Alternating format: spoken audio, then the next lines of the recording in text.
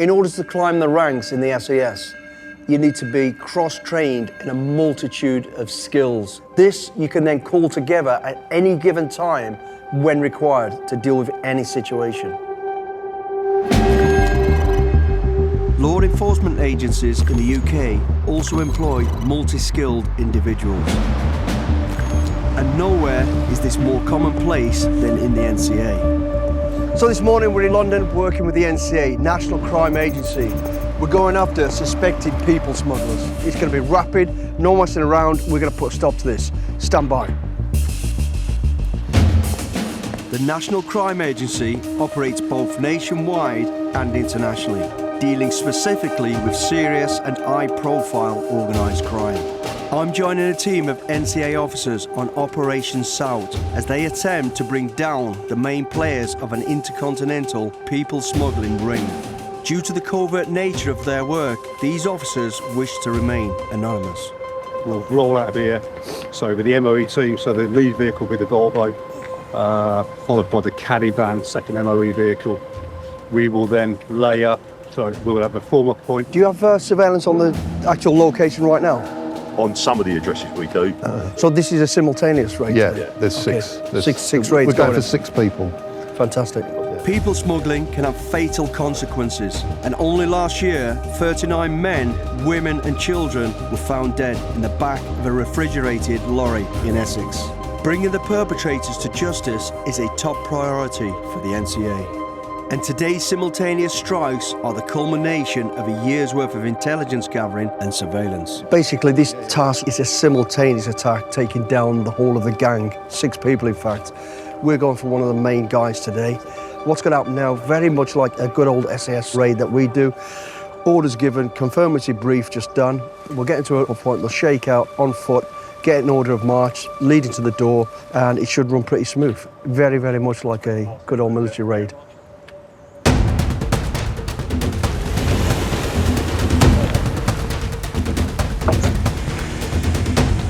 With 5 members of the gang already convicted so far, NCA Branch Commander Chris Hill is hoping these final 6 arrests will put an end to their criminal endeavours. So it's totally organised crime.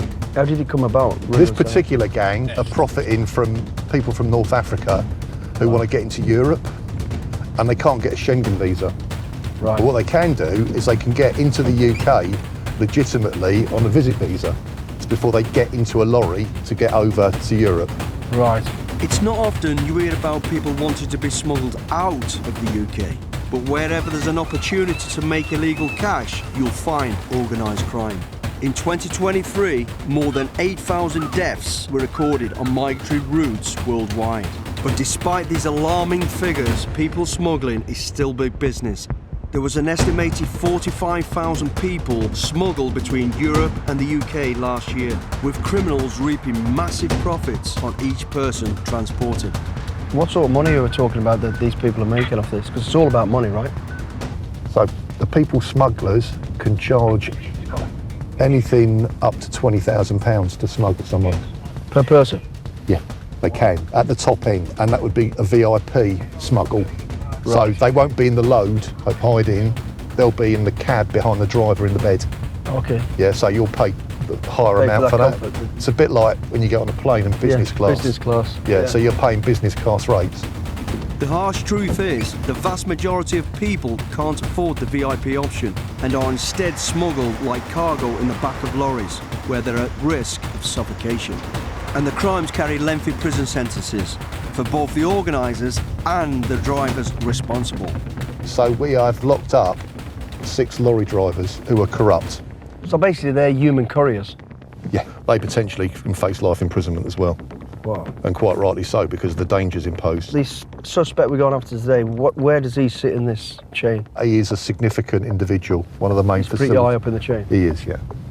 We have names for these people, but we believe that they're using false documentation. So what their true identities are, we're not quite sure. We've got a lot of forensic stuff stood up when they go into custody to find out who they are and whether they've got any international convictions. Right. It's gathering the evidence and then putting it together, you know. With over 12 months of evidence gathered, the final pieces of this puzzle are about to be identified. So what's happening now, we've just arrived at the forming up point, or the final RV as we'd know it in the military. At this point it's still very covert and quiet.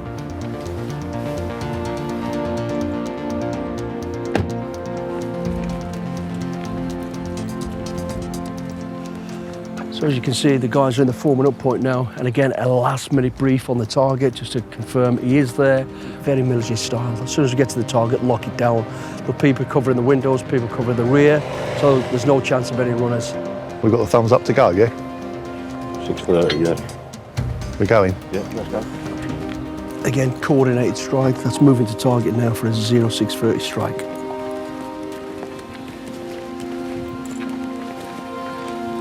Will the months of surveillance and evidence gathering finally pay off?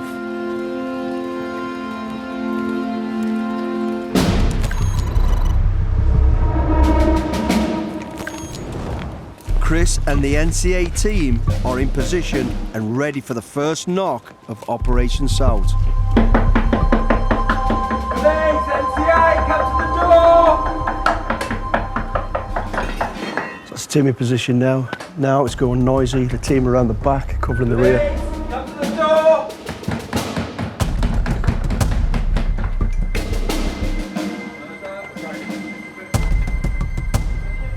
Police officers, speak to these people. Okay, entry made, soft approach, so in they go for the arrest. I don't have clearance to go inside on this arrest, so I'll be observing from this public space. But I've got a direct line of comms with Chris, who's heading up the operation. Yeah, we got him. Is that the guy? Our subject's in the room, and they're on the right-hand side. So Good just result. want to try and find out how many of the others we've got. Right. So right now, that's definitely got the suspect that we're looking for at this target. Chris is now just getting an update on the other simultaneous strikes to see how that's gone. A swift and smooth result for these NCA officers. The method of entry team weren't needed at this address, but with a further 5 strikes still planned, their tools aren't going back in the box just yet. Morning. How many have we got so far, do you know? Oh, was that our one? Okay, has anybody else gone through? So what's the update, mate, with the rest of the strikes? So we've got 4 so far, and Right. we've got surveillance wrapped around another 2 premises, and we're just waiting for them to come out. So hopefully we'll get all 6. Brilliant. Good start to the day. 4 arrests out of the 6 so far, with the wider team still in position for the remaining 2 suspects. And word comes down the wire that the MOE team might well be needed to assist. You've been diverted somewhere else? Not yet. Not to my knowledge. All right, Yeah, they might need you somewhere else. Because there's one guy who's looking through the letterbox, he won't open the door. So Right. you want to shout on the air that you're done and then and get to the other address. What's going on now? We're going into the second phase, which is really collecting all the evidence. The suspect is detained inside, that's all under control. With his phone already seized, the main suspect is led away to custody. And after a year's worth of investigation and intelligence gathering, he'll face a lengthy interview process. How do you feel about that awakening this morning? Oh, me? Yeah, you. I haven't been doing anything, so. Yeah, we'll see.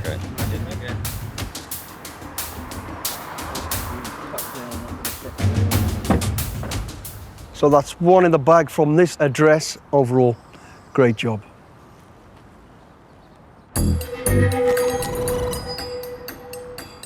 In North London, there are 2 arrests still outstanding on Op South. And Branch Commander Chris is eager for a clean sweep. We're just going to go to another address where we've got some surveillance wrapped around it. Let's go.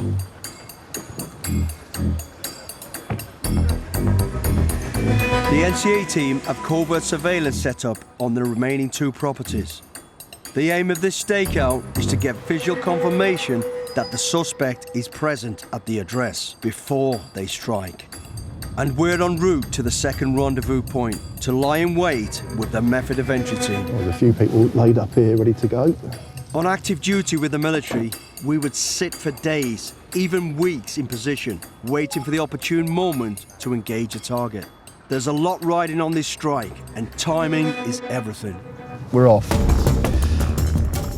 Just had an updated brief and they believe the suspect is still in the premises and they're now going to move forward to do potentially a breach on the door. which is a forced entry.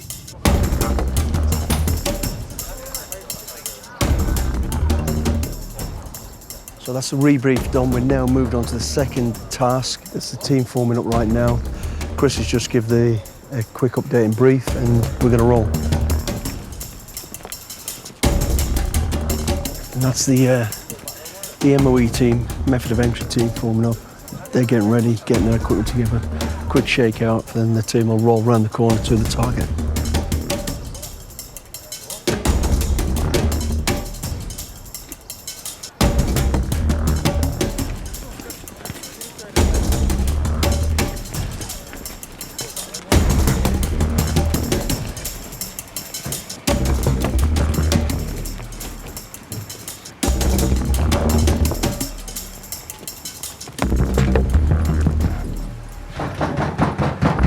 Police officers, open the door! Open the door, police officers, or the door comes in!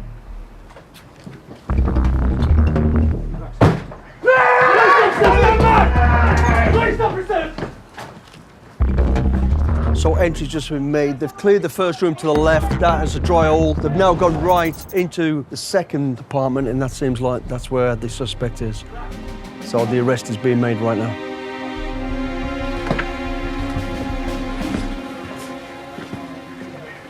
The team are inside. They've detained the suspect in the right-hand room, and they're just going through the arrest procedure now and also the evidence gathering. Just hold the door for us, yeah? A quick entry, followed by another swift arrest. The months of planning on Up South concludes in minutes. Rapid and precise action.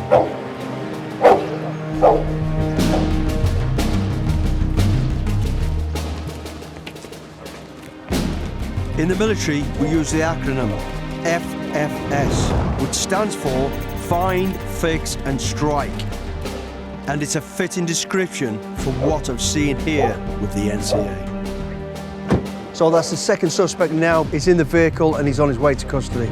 A great job. Ops Out's come to a conclusion this morning. We've still got one outstanding, but I'm confident we're going to get him in the next couple of hours. So we've arrested 5 out of the 6? Yeah, we've got 5 out of the 6. Brilliant. Today's operation had SAS written all over it. A multi-strike approach carried out by a multi-skilled team. Up South concluded. Absolute fantastic job. 5 down, 1 to go.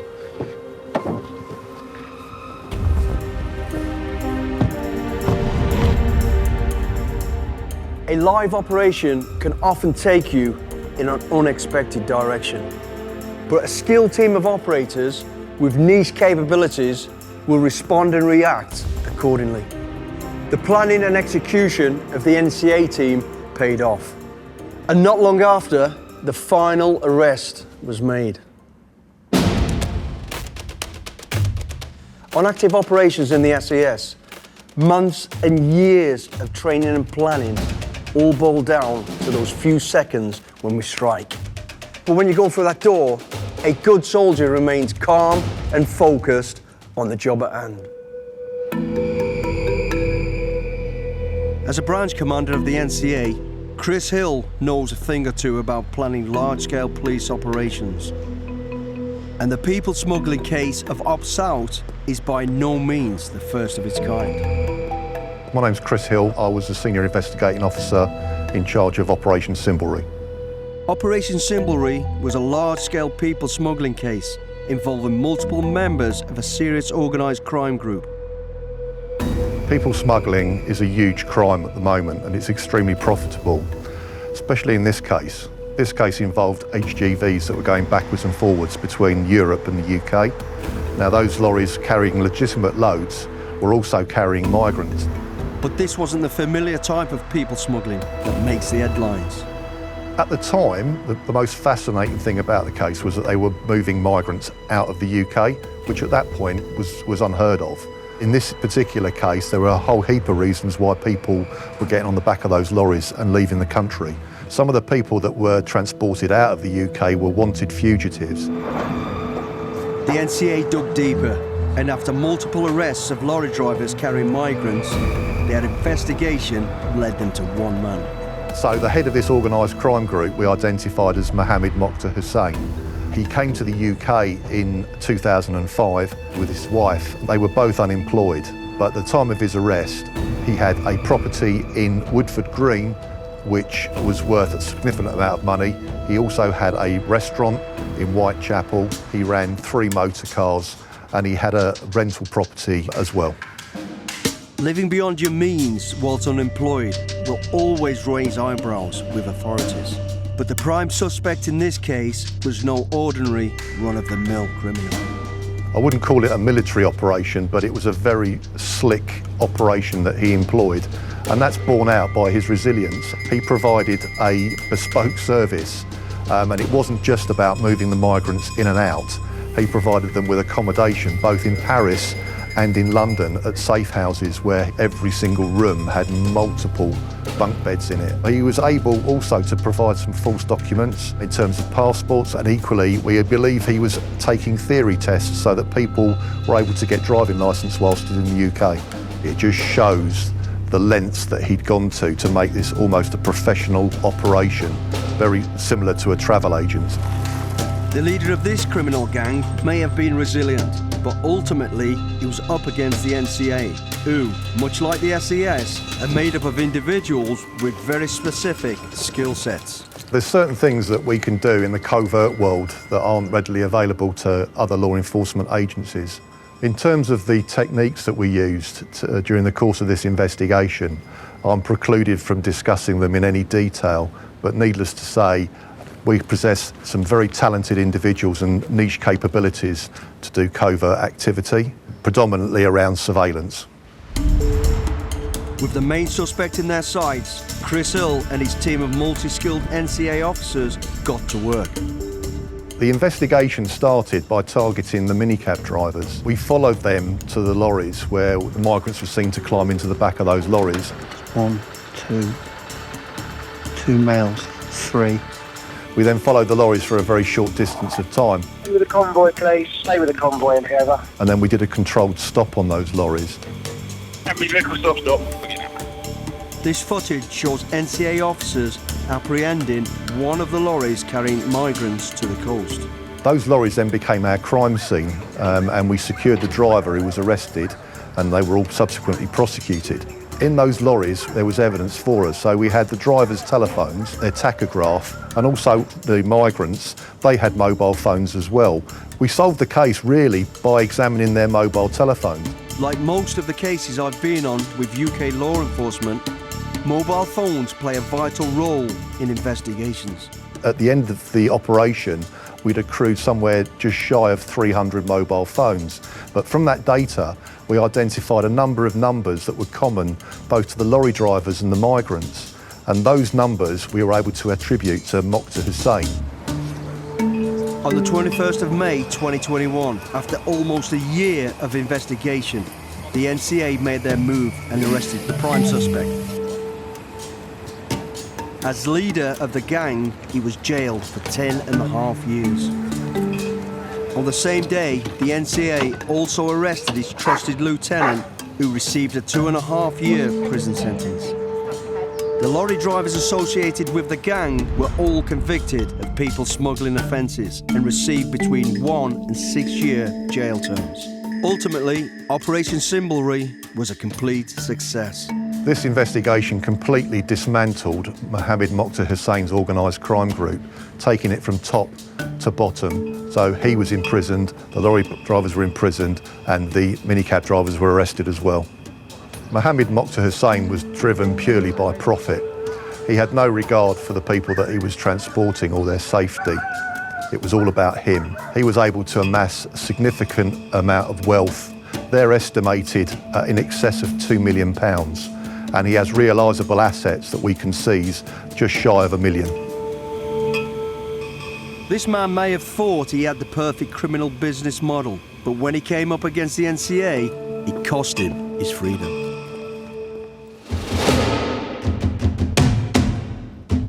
As a young kid, I got in lots of trouble. I went rogue. At the age of 11, I was in court. By 15, I was almost stabbed to death. Then came a turning point for me. I met an inspirational person who saw something in me that no one else did. This led to me later on joining the military. Stoke in Staffordshire, near where I was born. The county recorded over 2,000 knife crimes in a 3-year period, and nearly half of them happened in Stoke. It's a city with some tough kids in search of a mentor, and one gym owner might be a local hero who fits the bill.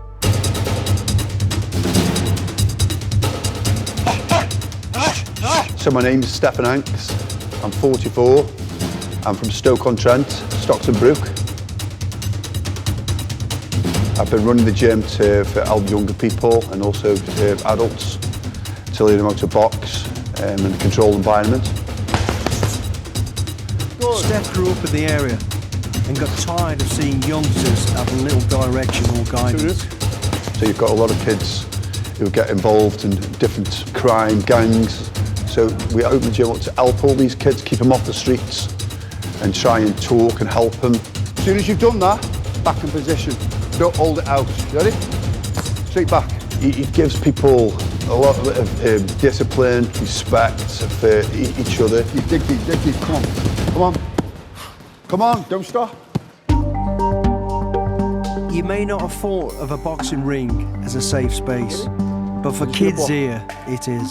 So coming to the gym was like just a way out. Quite a lot of us have come from rough backgrounds and have issues ourselves. Keep it going, you stop. Stefan just brought us all together and made sure that every one of us is okay, and he's always checking in on us and making sure that everyone's okay. And everyone in the community should have someone like Stefan for that safety net that he gives us. I was once one of these kids. I too met an inspirational person who introduced me to boxing. In turn, this would lay the foundation for the resilience and habitual routine required by the military. For Steph, his motivation comes from a deeply personal place. My nephew Ryan, he had first experience of basically knife crime. He got involved with the wrong people. So one of them's hit Ryan, and Ryan's hit him back. And then another one's tried fighting him. And then basically the first one who'd gone down, he's got up. And without Ryan knowing, Ryan had been stabbed several times in his heart and his stomach. The incident happened on the streets of Stoke. An ambulance was called, but his wounds were catastrophic. Steph's sister travelled in the ambulance with Ryan. She believed that he died whilst paramedics worked away on him. He was at the very edge of life, just another statistic in the brutal history of UK knife crime.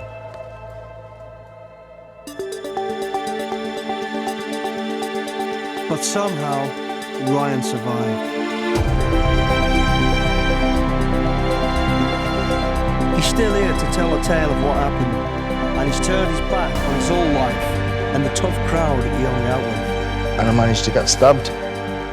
That's the wound. That's what happens when you have open heart surgery.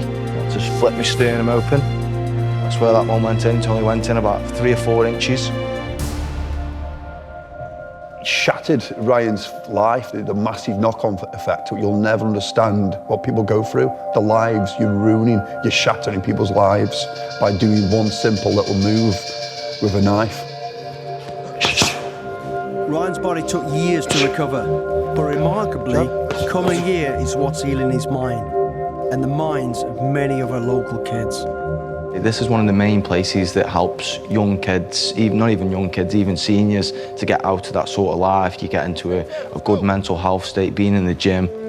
Fast as you can, make sure you're not too close to the bag. When you come to the gym, you might think, well, it's a bit of a daunting thing, but that first time you come here, it's just, you're just a family, that's just how it works. And like this is a community gym, so everyone can come here, do you know what I mean? Any age, any weight, any gender, that's just how a gym works. Back to your chin, back to your chin. So it does good to get you off the streets and come to the gym and put your mind to something correct.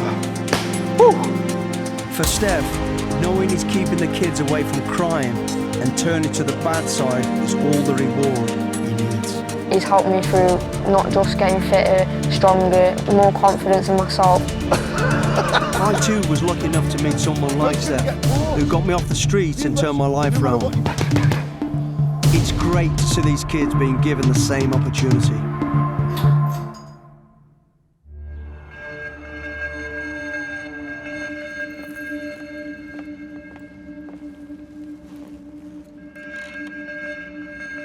As humans, we can't do everything, but there are some animals that can work faster and more efficiently.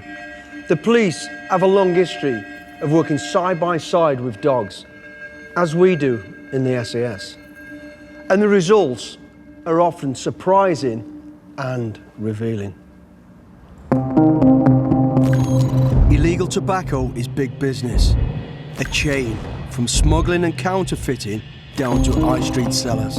Today, and with a team hoping to break that link with a suspected gang they've had under surveillance. So this morning we're in Devon and we're working with trading standards, the police and sniffer dogs. Combined operation. We're going after illegal tobacco trades, hidden factories, hiding away, but with the use of the sniffer dogs, just like the old days in the military, we will find them. Cheers. Morning, everybody. Good morning. Leading the briefing is a trading standards operative who cannot be identified for operational reasons. Good morning, ladies and gentlemen. Thank you for offering to assist with today's operation, which is the latest phase of Op Alabaster. Today's raid is a reverse operation, a technique I've seen many times. They've already had one suspect in custody and searched his house and van. But now they want to build a bigger picture around him and his associates. He was arrested on suspicion of money laundering after a significant quantity of cash was found in his kitchen microwave. The rear of the van was found to contain approximately 2,100 packets of illegal cigarettes and 848 pouches of hand-rolling tobacco. It was a good haul, but to disrupt the whole network, they need more. Intel has led them to a large storage facility. They believe somewhere within that site is the gang's stash house. So, the aim of today's operation is to identify the storage container through the assistance of Stuart Phillips of BWY K9 and his tobacco detection dogs. Stuart's sniffer dogs are vital for an operation like this. With a phenomenal sense of smell, more than 10,000 times more powerful than a human. They can be trained to find anything from drugs and explosives to cash, even in the most unlikely of places. They will be a valuable tool today. Any questions? Just out of interest, where does this stuff come from? We've had intel that there may be a factory within the southwest that is producing the product. This is quite dangerous stuff as well, is it? Potentially, the counterfeit versions don't have the same quality controls, so it's really an unknown quantity. There could be high levels of lead, there could be all sorts of contaminants within the counterfeit tobacco.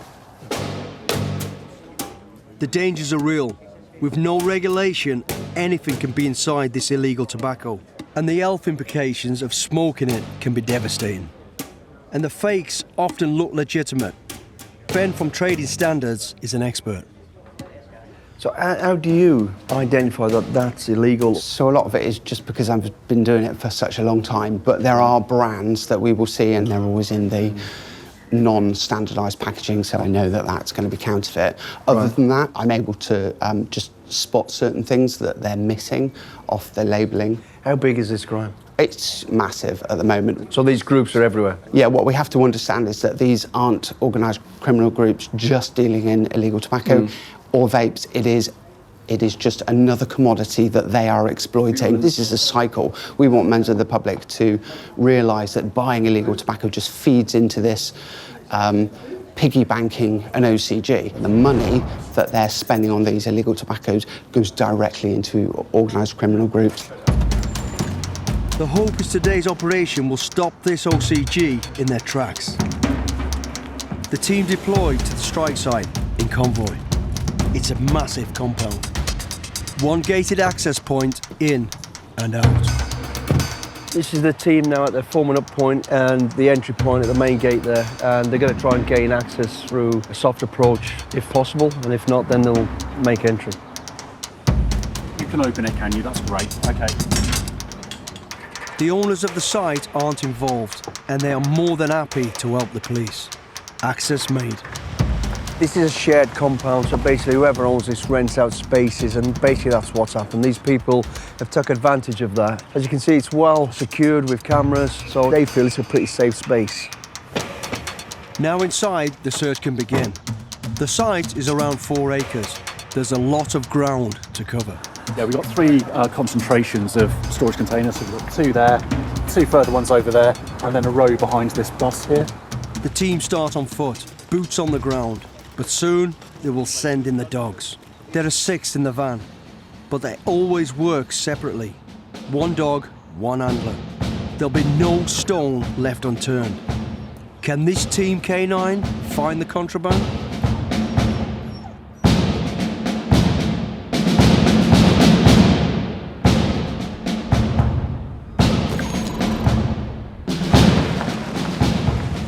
Stuart is ready to bring out his secret weapon.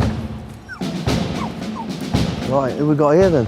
We've got a few in here, trainee dogs, but we're going to use Griff now, the little Springer. Griff, come boy. Good lad. Wow.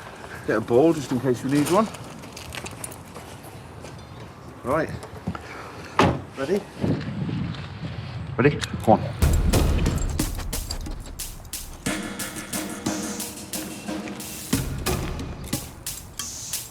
Griff is a Springer Spaniel, trained by Stuart and experienced in the field. In the military, we use the same spaniels for the drugs, and we use Malinois for the more aggressive role, so each dog has a particular role. And as today's tobacco and illegal substances, that's why we're using this particular dog. And Griff's got a great record, apparently.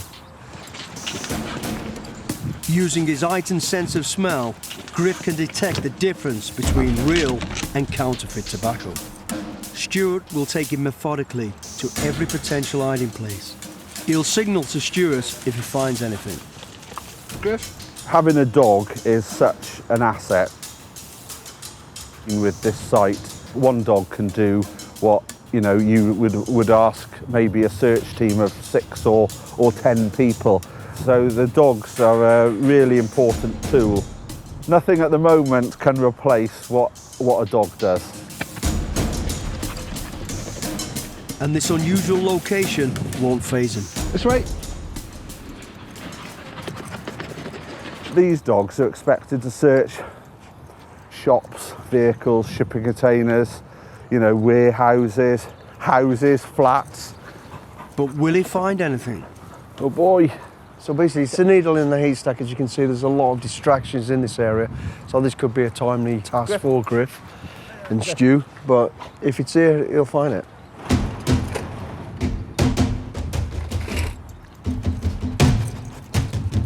Yeah, come on, it's just rubbish.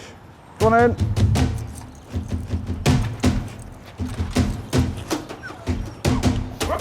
What is it, Griff? What is it? That's a positive result, I reckon. Good He's lad. amazing. That's just unbelievable, isn't it? Let's open it.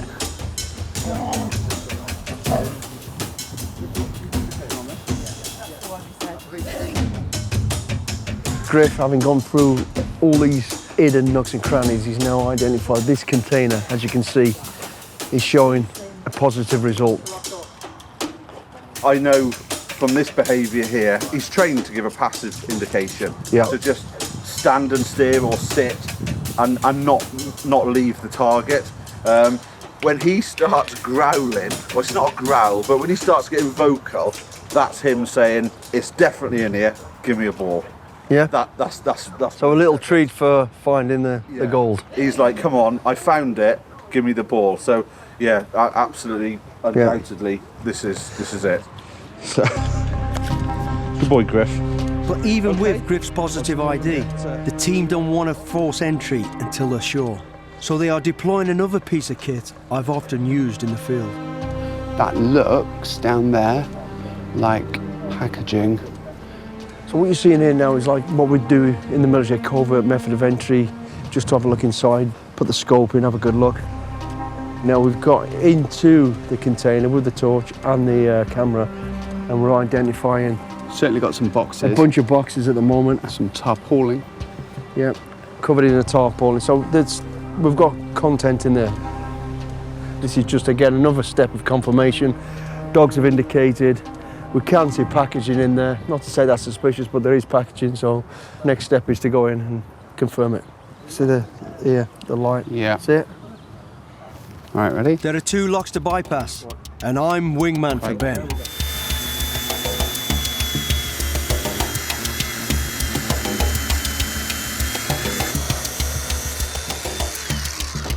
It's that one. Job done. We've now called for the locksmith who will break in and we'll get a confirmation of what's in there. But will they find anything inside?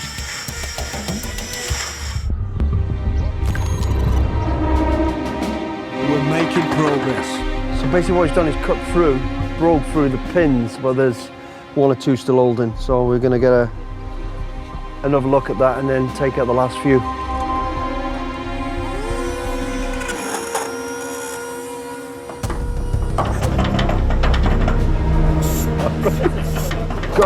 Got it. We're off. We're on.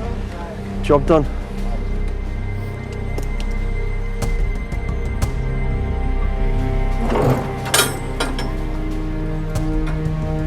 Time of entry 12:48.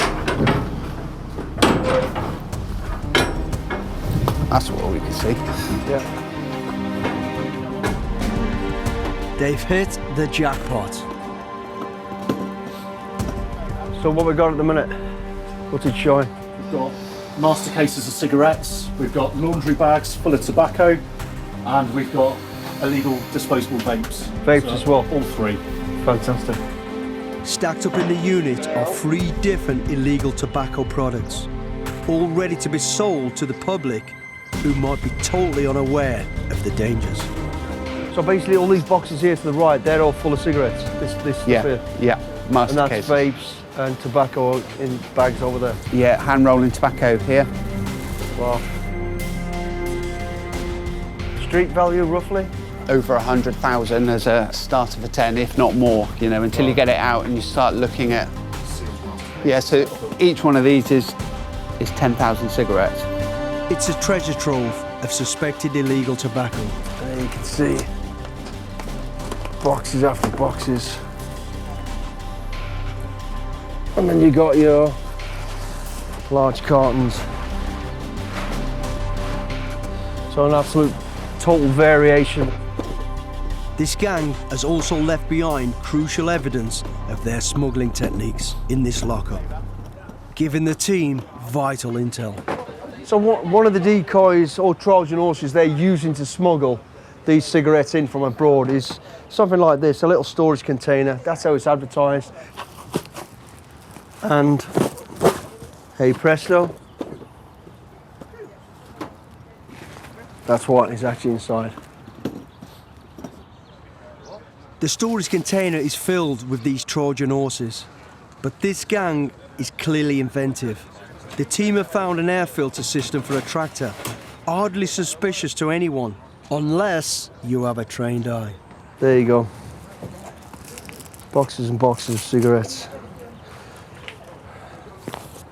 So what's going to happen with this now, Ben? What's the next bit of the process? So we will now need to evidence this and basically remove it from this container to a secure location, and then we'll go through it in a lot more detail, separate it out into brands, examine it as to what's counterfeit, and then we need to work out the values of that. And then so we'll then look at interviewing our suspects and putting this to them. So a great result in taking away now that financial gain that we're going to get from this crime, but also this will be linked next to the suspects who will hopefully then be taken off the street and banged up. Yes. So a double whammy hopefully. Yeah, great absolutely. job, mate. The whole operation was executed as planned. Each tool perfect for the job. Griff, up. Dogs are so much better than a human search team, so you know, a lot quicker, a lot more thorough. So yeah, we rely on dogs a lot, especially for this illegal tobacco work.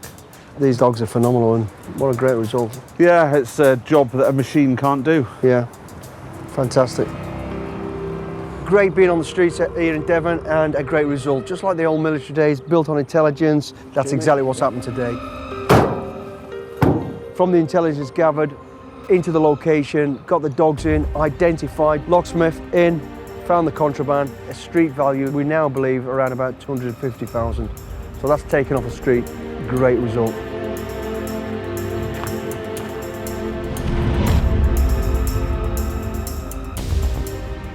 Cutting supply chains and disrupting networks is a great way to overcome any enemy. And with a little help from our four-legged friends, good can overcome evil.